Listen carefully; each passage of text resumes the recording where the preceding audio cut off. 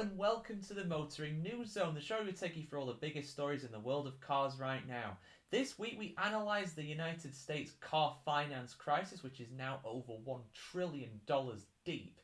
General Motors' groundbreaking new electric vehicle battery technology has been revealed, and we also ask whether stop-start systems should be banned in cars, and this is amid pressure from the US government.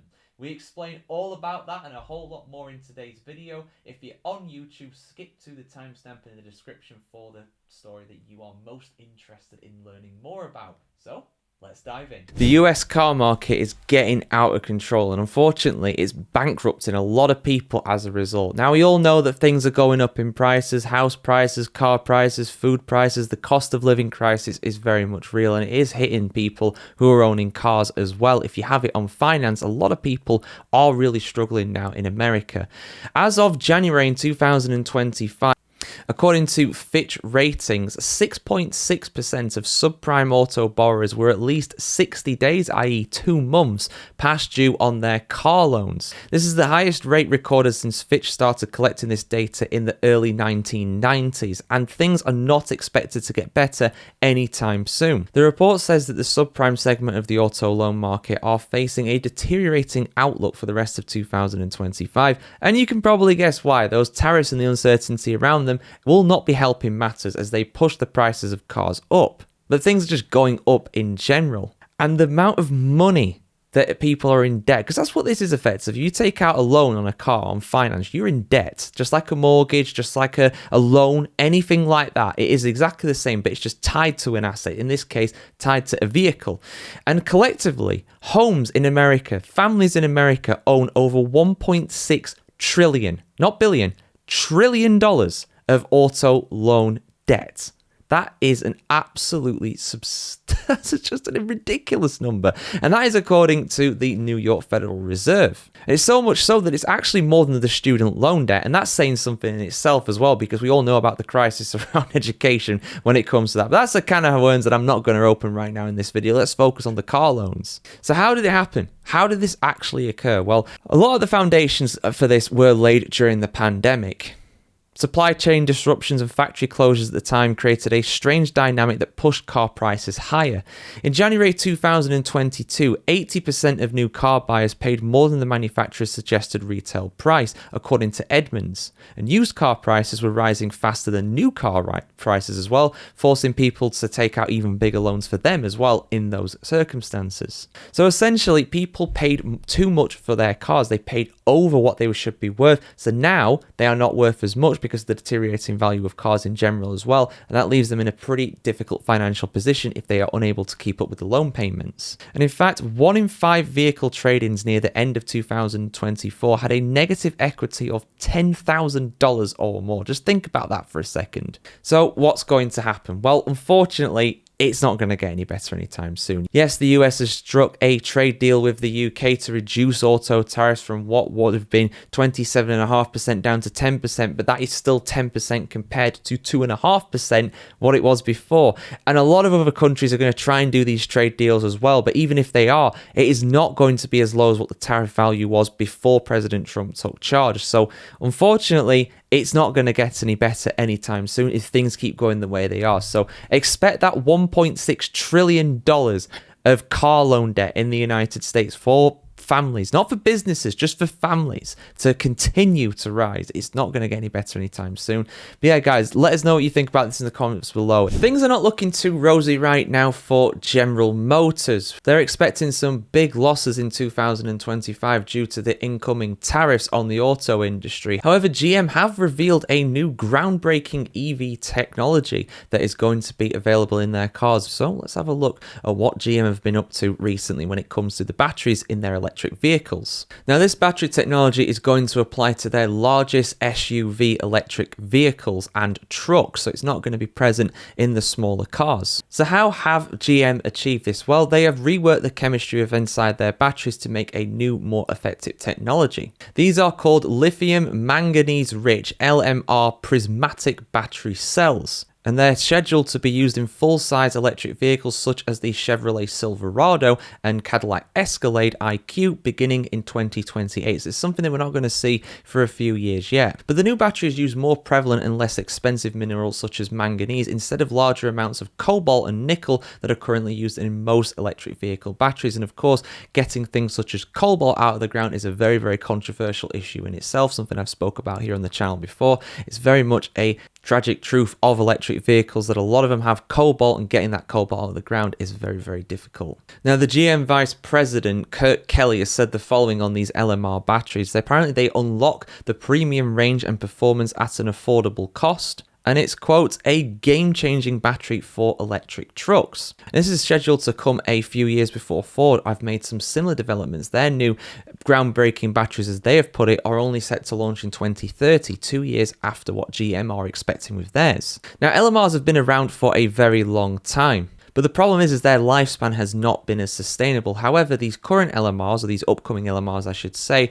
will get rid of that problem according to GM. Now, the shape of prismatic cells is not a novel concept. Indeed, they have been used in other vehicles like hybrids such as the Toyota Prius, but they have been rolled out in electric vehicles more recently. Now, usually the electric vehicle batteries that are used in vehicles from GM are rectangular so-called pouch cells, and China has been using cylindrical cells for their EVs. Now, this research is a decade in the making. They've been researching this since 2015, have GM, but have made significant strides in the research and development of it over the last few years. And the cool thing as well for them is that it will shave a lot of weight off of these batteries as well, leading to better efficiency and them being significantly cheaper than what the current ones are as well. According to GM, they use around 50% fewer parts compared to the ones that are currently in use. But the main criticism that a lot of people are pointing out is the fact that these will apparently still take a very long time to charge compared to filling up your car at the gas station. That's the big criticism that's coming out of the States at the moment. But we'll see what happens with that, guys. China, of course, have developed an electric network that allows you to actually charge your car up in around 5 minutes if you have an EV, which is around the same as what it would take in a gas station. But that is yet to make its way to the West. We'll see if GM are allowed to... We'll see if GM can develop something similar to that, but it's a very positive development, something we're not going to see for a few years yet. But your thoughts in the comments below, guys. Interesting story coming out of the States saying that President Donald Trump is wanting to get rid of a certain car feature that is apparently quite popular, but it's actually one of the features that I highlighted as one of the most unpopular, one of the worst features in modern cars, and that's the stop-start technology in them. So for those that don't know, a lot of modern cars these days, particularly, it will always be the case with EVs because they have motorized engines rather than just actual combustion engines. They basically stop the engine from running when you have the car out of gear and just sat at traffic lights or any kind of other stoppage. It shuts the engine off so that you can save fuel, so it's not just idling along as you just stand there and don't move. And this does help, of course, your fuel economy overall. But Trump is apparently wanting to get rid of this over in the United States. And to be honest, my initial reaction is good. Yeah, do it. I mean, look, automakers definitely have a bit of a questionable kind of reality when it comes to what they are trying to force upon us when it comes to these features. I'm not a big fan of a lot of them. A lot of modern features like lane assist and stuff like that, I actually find is unhelpful. I genuinely just want to turn them off a lot of the time. In some cases, I actually do. Yeah, they come in handy sometimes, I'm sure they do. But a lot of the time, they're just plain annoying. And the stop-start thing for traffic, honestly, I'm not a fan of it personally. I'm sure there's some people out there that like it, but I'm not one of them. So to give you the full story here, apparently Trump's administration is considering scrapping regulations that require automatic stop-start systems in vehicles, according to the head of the US Environmental Protection Agency, EPA. Pete Zeldin suggested a technology which turns off engines when the cars are stationary to reduce the emissions could be eliminated despite its widespread adoption. The feature has become a standard in modern vehicles worldwide as emission standards have tightened. However, it divides opinion among drivers, with many finding the system frustrating despite its environmental benefits. I'm one of them. Stop-start systems automatically switch off a car's engine when it comes to a complete stop, such as a traffic light. And Zeldin took to X, of course he posted this on X, criticizing the technology, saying start-start technology where your car dies at every red light so companies can get a climate participation trophy. So clearly he's not a fan of it either. He added, EPA approved it and everyone hates it, so we're fixing it. Interesting, this also comes along the lines of an executive order that was signed back in January by Trump that basically required government agencies such as EPA to scrap at least 10 regulations for every new one that they introduce. Now, stop-start systems are actually really... Oh, I didn't realize this, but they were first introduced by Toyota. Of course, the Japanese were on this. Of course, they did this. But yeah, all the way back in the 1970s. And they've become more and more widespread in recent times, especially, again, since electric vehicles have become a lot more popular too. So there we go, guys. It is something that apparently improves your fuel economy, but I'm not a big fan of it personally. Neither are a lot of drivers either. I'm seeing similar kind of comments online where people are saying, no, I'm not a fan of this personally. I'm not a big fan of it either. But guys, are you a fan? Let us know in the comments below. Do you think this is the right move to scrap it over in the States? Would you like to see other countries take measures to get rid of this? I want to hear what you have to say. When I was growing up, one of my favorite television shows was The Wacky Racers, and there was a spin-off show, Dick Dastardly's Flying Machines, I believe it was called, where they used to try and catch that pigeon and never quite managed it, unfortunately. And flying cars is something that's always fascinated me, but for many reasons it's just never got off the ground, for lack of a better term. So that's an awful pun, isn't it? But you know, the Jetsons could well be coming to reality because Klein Vision are wanting to sell a flying car for a cool $1 million next year in 2026. But if you have $1 million lying around, is it a good investment? Well, let's have a look at some of the specs of this bad boy. So, beginning in early 2026, consumers will be able to purchase Klein Vision's Air Car, the first flying car produced in 75 years and the first ever to be certified for flight. I need to look up that car 75 years ago. That's a video in itself, I'm sure. Never knew they managed that in 1950. Upon release, the mass-produced model is expected to carry a price starting at $800,000 and up to $1 million, a company spokesperson told IoT World Today. The Slovakia-based developer unveiled the latest production prototype of the Air Car at the Living Legends of Aviation Gala dinner in Beverly Hills, California on April 25th. And the event was hosted by John Travolta, with Morgan Freeman serving as MC, while Prince Harry and Buzz Aldrin were also in attendance as Klein Vision founder Stefan Klein received the Special Recognition Award for Engineering Excellence. I've actually seen this car. I think they showed it in...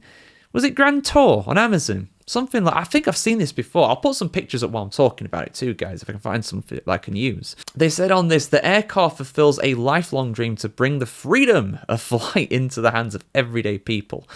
Within the launch of our new prototype, we are one step closer to transforming how the world moves, merging the road and the sky into a new dimension of personal mobility.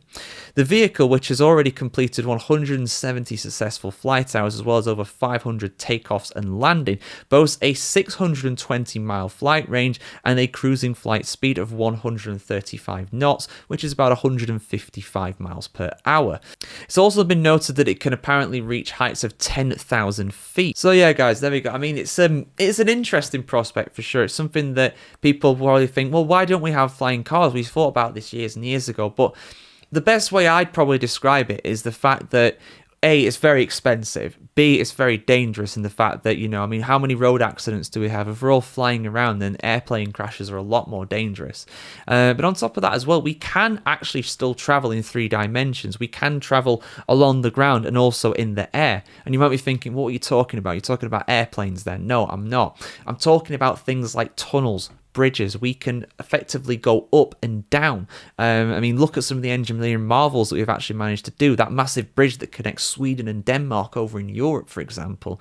You know, we don't necessarily need to have a flying car. It's a very cool concept. It looks amazing. It's great that they've managed to do it. It's a fantastic kind of feat of engineering, but the practicality of it is something that's questionable, and the cost of it as well means that it's never going to become something that the average everyday consumer can afford. Ford.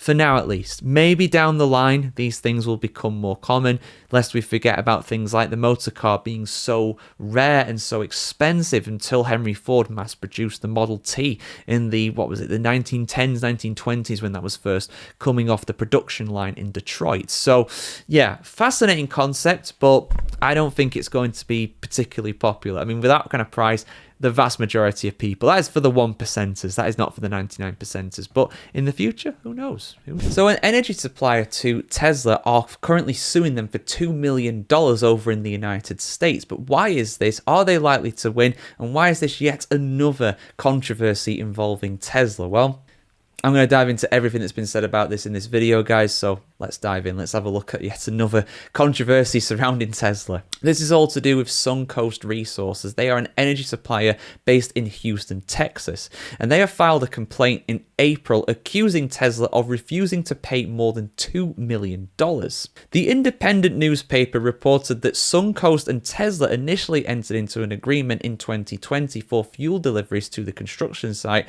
of Tesla's new Gigafactory in Austin, Texas. Suncoast compared the size of the construction site to 100 professional soccer fields. According to the complaint, Tesla paid Suncoast more than $20 million for fuel between August 2020 and August 2024, but the automaker allegedly still came up short on payments. The energy supplier said that Tesla continues to delay and make excuses as to why it is not paid for products that it knows it received, citing a myriad of procedural reasons it has not paid. Tesla's only reason for not paying Suncoast is that Suncoast has allegedly not complied with its requirements for invoice submittals. The Independent reported that the company's complaint said, to the contrary, Suncoast has jumped through all of Tesla's proverbial hoops and provided all the documentation Tesla has requested, often multiple times. The complaint also notes that Tesla has experienced or demonstrated a, quote, constant personnel turnover, end quote, and that the company has allegedly passed Suncoast off from person to person, and only conjures up some new reason as to why Tesla has not paid. Different people, different reasons, but the same end result. They're not getting their money, allegedly. The Suncoast lawsuit is the series in a number of controversies surrounding Tesla. In April, Tesla revealed its less than stellar first quarter financial results for 2025, and the automaker's net income has dropped 71% compared to the previous year, according to CNN. Tesla's CEO Elon Musk said he remains optimistic about the future of the company, but Musk recently announced as well that he will scale back his time with Doge, a role that led to significant backlash from consumers of Teslas. Despite Tesla's decline, though, the overall electric vehicle market is thriving so far in 2025, and Cox Automotive have reported that nearly 300,000 new EVs were sold in Q1 in the United States. That is an increase of more than 11% year on year. So, yeah, annoying for Suncoast for sure. If Tesla haven't paid, then Tesla should really pay rather than just trying to make excuses. Presumably Tesla couldn't do their manufacturing process without the resources that Suncoast are providing, so it's fair enough, really, if that is the case, of course. And it seems as though that is what's going on, but we'll bring you any kind of updates when it comes to this, guys. Let's talk about Robotaxis. Yes, Elon Musk's Robotaxis, which he has been speaking about a lot in recent times, one of his many pie-in-the-sky projects. But could it become a reality? Well, he is definitely wanting to bring it to the Kingdom of Saudi Arabia very soon, but he is going to face stiff competition from Uber. Here is why. Well, let's first go back to Tesla's initial statement. Let's first go back to Elon Musk's initial statement. He said he wants to bring Robotaxis to Saudi Arabia, where Uber is already laying the groundwork to launch its own autonomous vehicles later this year in 2025. At the US Saudi Investment Forum on Tuesday, Musk made a big push for robotics in Saudi, including self-driving cars. He said, and I quote, "Really, you can think of the future of cars as being robots on four wheels, and I think it would be very exciting to have autonomous vehicles here in the kingdom if you're amenable," end quote. Musk said to Abdullah Al-Swara, Saudi's Minister for Communications and Information Technology. Musk didn't provide any further details about how exactly this would be achieved, and Tesla have not officially commented on these claims. Tesla is, though, yet to launch its Robotaxi service to the public anywhere in the world, so Saudi Arabia could potentially be the first market for this. The company has said it plans to launch a pilot of the service in Austin, Texas, where their gigafactory is located in the United States, in June. Musk said the ramp up for the expansion afterwards should be quick. However, Uber is already making a robotaxi play in the Kingdom of Saudi Arabia through a partnership with China's Pony AI, and Uber also owns Careem, the dominant rideshare app in the region.